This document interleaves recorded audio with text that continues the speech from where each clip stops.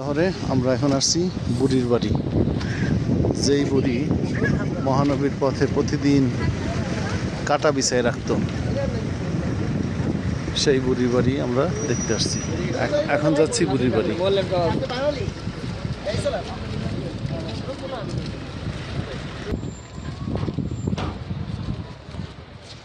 মক্কা নগরীর তায়েব শহরের বুড়ির বাড়ি দেখতে আসছি। এটা হলো বুড়ির বাড়ির আশপাশ। সামনে যান।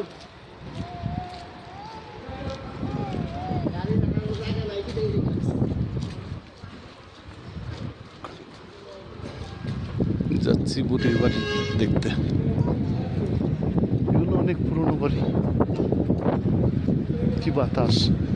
ঈশ্বরটা আল্লাহর রহমতে, নবীর দোয়ার বরকতে প্রচণ্ড ঠান্ডা, শান্তি।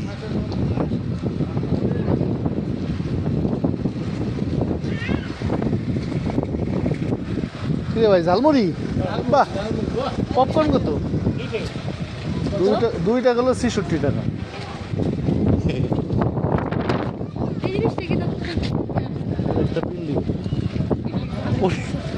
জিনিসটা কি জিজ্ঞেস পরিত্যক্ত বিলি? এই সেই বুড়ির বাড়ি, ওই যে সামনে। হ্যাঁ, ওই বড় পাথরটা একটা মসজিদ আছে সামনে। আপনারা ওই যখন আমরা নিচে দিয়ে যাবো তখন খেয়াল করেন, দেখবেন যে দুইটা ছোট ছোট ঠিকা দিয়ে রাখছে এই পাথরটা, বুঝলেন? তখন খেয়াল করবেন। আমরা পরে যাবো, আগে ওইখানে যাই, চলেন। এই বাড়ি বলে এটা সত্য মিথ্যা আমি বলতে পারি না। আচ্ছা আচ্ছা, এই সেই বুড়ির বাড়ি। কনফিউশন আছে। যদিও বুড়ির বাড়ি এইটা কিনা, এটা নিয়ে অনেক মতানৈক্য আছে, কিন্তু অনেকেই বলে এটা বুড়ির বাড়ি, অনেকে এটা নিয়ে সন্দিহান। তো বুড়ির বাড়ি আমরা দেখতে আসছি, এটাই বুড়ির বাড়ি আমাদের কাছে মনে হচ্ছে। তায়েব শহরের বুড়ির বাড়ি। তা এটা কি ডুপ্লেক্স বাংলো হবে? মাই দে, তোর বই নেই না, ঠিকই আছে। তোর বই না, ঠিক তো হবেই। এটাই তো। এই সেই তায়েব নগরীর বুড়ির বাড়ি, যা প্রায় ধ্বংসপ্রাপ্ত, কিন্তু এই তার স্মৃতি এখন রয়ে গেছে। ইট আর মাটি দিয়ে বানানো, কাদা মাটি এবং পাথর। হুম হুম হুম। হ্যাঁ, এই পরে ইয়ে হয়ে গেছিল না, নবী যে দোয়া করছিল ওনার জন্য।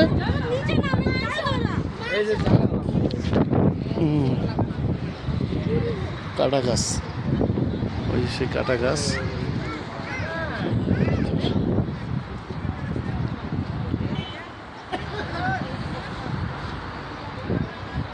মাইশা মাইশা পড়ে যাবা।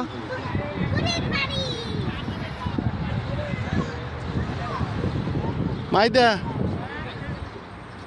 এটা কি আছে? টাকলা, এটা কি আছে?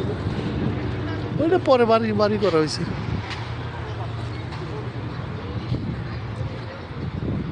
এই সেই বুড়ির বাড়ি, যেই বুড়ি নাকি প্রতিদিন নবীজির পথে কাটা বিছাই রাখতো। নবীজিও জানতো, কিছু বলতো না। তা একদিন নবীজি দেখে তার পথে কাটা বিছানো নাই। সে চিন্তিত হয়ে পড়লেন এবং বুড়িকে দেখতে গেলেন, খোঁজ নিতে গেলেন যে ঘটনা কি, আজকে পথে কাটা নাই কেন, নিশ্চয়ই কোনো সমস্যা। এটা দেখার উদ্দেশ্যে নবীজি বুড়ির বাড়িতে গেলেন এবং দেখলেন বুড়ি খুব অসুস্থ। তো যখন নবীজি গেলেন বুড়িকে দেখতে, বুড়ি বিষয়টা দেখা, বুড়ি নবীজিকে দেখা খুবই অবাক হলেন এবং খুবই দুঃখিত হইলেন যে কার পথের কাটা এতদিন তিনি বিছাইছেন, কার জন্য তিনি এতদিন পথের কাটা বিছাইছেন, কাকে এত কষ্ট দিছেন, কাকে এত দুঃখ ব্যথা দিছেন কাটা বিছাইয়া। এটা ভেবে অনুতপ্ত, দুঃখিত হইলেন বুড়ি এবং ক্ষমা চাইলেন। নবীজি তাকে ক্ষমা করে দিলেন। নিশ্চয়ই আল্লাহ তাআলা সবাইকে মাফ করে দিবেন।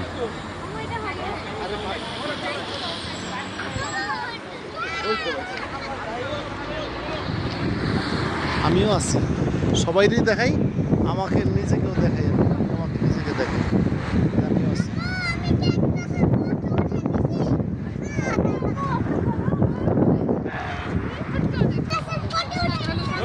হ্যাঁ, গো গো গো, চলো চলো, গাড়িতে চলো।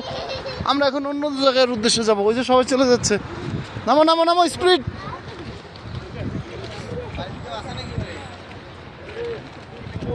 ওই সেই পাথর, কত বড় পাথর, ছোট্ট দুইটা টুকরা পাথর দিয়ে ঠেকা দিয়ে রাখছে।